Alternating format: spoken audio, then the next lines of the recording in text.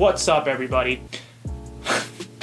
Do you think this outfit makes me look like Indiana Jones? I think this outfit makes me look like Indiana Jones. I already know what you're thinking. Barry, it's the middle of July. It's the middle of summer. Spring was 3 months ago. Why are you just now doing your spring cleaning? The answer is somewhat embarrassing. After a year in menswear, I have made a lot of costly mistakes. By costly, I mean I've spent upwards of $1,000 on garments I now know I will never wear.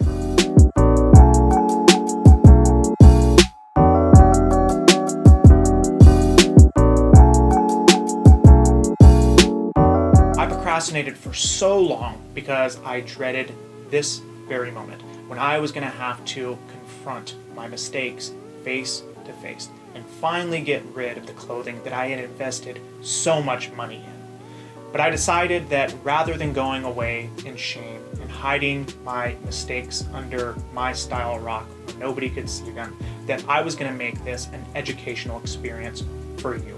So I'm going to expose the 5 silly mistakes I made in my first year in menswear so that you don't make the same ones. First colossal mistake I made in my first year of menswear is that in the beginning, I often did not buy with purpose.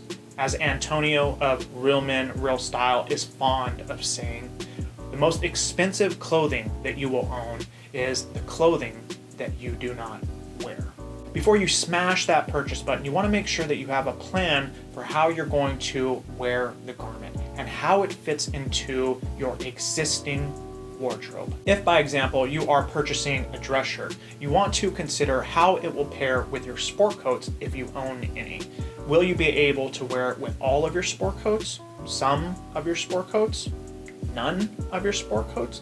You might not want to make the purchase in that case.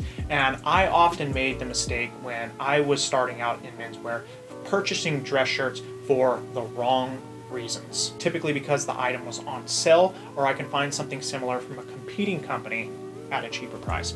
Take, for example, this dress shirt that I purchased from Spier Mackay last summer.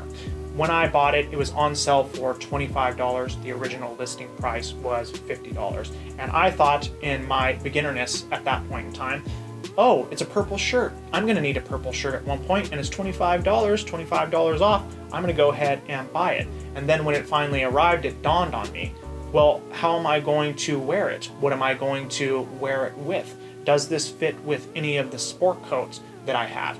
Now, I had an olive cotton sport coat that I tried to wear it with. I liked it, the outfit a little bit, but I eventually went on to purchase a purple polka dot tie just so I can wear this shirt. And honestly, that was one of the 2 times that I've worn it. So I have to get rid of this shirt because it's not functional in my wardrobe. Similarly, I purchased this dress shirt from John Heinrich last summer. It was $25 at the time that I purchased it, but the original asking price was $80. So as soon as I saw that contrast, I was highly motivated to make the purchase. And I thought originally that the little designs on here were kind of cool, but over time, I see them as childish. There's an astronaut who is holding balloons flying through the air and a little rocket with balloons attached to it that's flying through the air. But when I made the purchase, I didn't take enough time to consider how it's going to fit into my wardrobe and what I could wear with it. And it's just an item in my closet that has aged badly. I've not worn this once. Second major mistake I made is that I assumed that there was such a thing as standard sizing across companies. That if, for example, you purchased a small polo shirt from Amazon, that it would be roughly the same size as a small polo shirt from Charles Turret. And this is simply not the case. Each company has a unique way of sizing their garments. Some have a small that's a more slim fit. Others have a small that's a more contemporary fit. So the onus or burden is on you as the consumer to become aware of that. Furthermore, you should be willing to experiment with different clothing companies and to return items that do not fit as they should or as you would like them to. This was another costly mistake that I made, mostly out of ignorance. Because I did not understand what it meant for a garment to fit properly, I often purchased clothing that was too small and that I can no longer wear. when I first got involved in menswear, I was really attracted to clothing that was slim. But now I have a bunch of shirts, polo shirts, and pants that I cannot wear. So you want to make sure that you understand your measurements. So you can either employ a tailor to take them for you, or if not, you can look up online how to properly measure your neck and your arm length and your torso with a rope measurer. Knowing your measurements can help you avoid most of the hassle in the first place. And you can also seek out clothing companies that tailor their garments more specifically to your size. So rather than buying a standard small dress shirt on Amazon, you can spend $25 more and buy a dress shirt from Spier Mackay that will have your specific neck size and your specific arm length. That is just a better route to go. And this is particularly important when we consider purchasing tailoring. Take, for example, this sport coat that I purchased from Charles Turret last summer. I got it when it was on sale, and it is a 38 regular in a slim fit. That is the usual size I have for my sport coats. But this particular cut from Charles Turret is so slim that I can no longer wear it. On first glance, it might look like this sport coat fits fine, but there are a lot of things that are simply just too tight about it, and that's a consequence of Charles Turret's cut. So the arms are way too tight, it's too tight, it's difficult to even raise my arms. It's tight across the back, it's pretty tight in the shoulders, and you'll notice here that I can't even clasp the button across the torso. Take by contrast this E. Thomas navy hopsack sport coat that I purchased from Spier Mackay.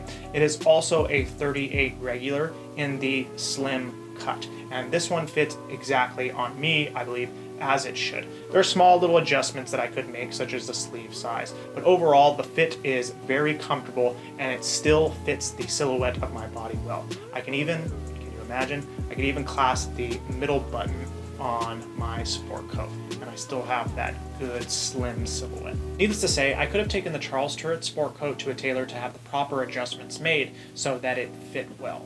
But it would have cost me time, and it would have cost me about $50 to $150 to have those adjustments made, depending on who I took it to. And so I assume that that's a hassle that you want to avoid.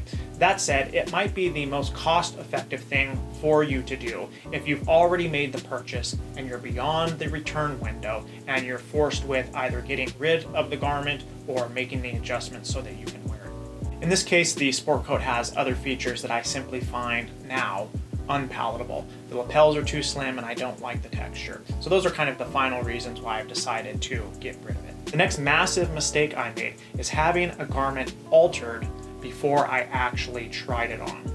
I know what you're thinking, Barry. Why the hell would you do that? Thankfully, it only happened once or twice, and that was enough for me to learn the lesson. So let's take this example here.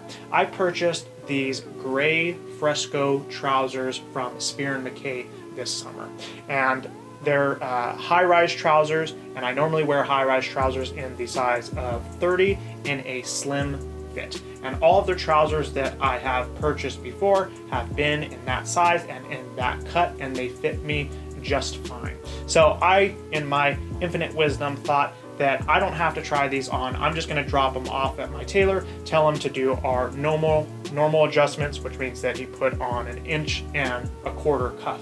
So he made the alterations, dropped it off to me, and then I went to go try them on to do a little shoot, and I found that I couldn't even actually clasp the top button on them. So now I have $130 trousers that I cannot wear and cannot return. So there you have it, guys. There are 3 of the 5 major mistakes I made in my first year in menswear. I didn't buy with purpose. I didn't realize that there's not standard sizing across companies, and I alter garments without trying them on first. I will be dropping a video next week highlighting the last 2 major mistakes that I made. So if you enjoyed this content, please hit that like button, subscribe to the video, hit the notification bell so you can be informed when I drop more videos on the Hulsey Style. Until next time, guys.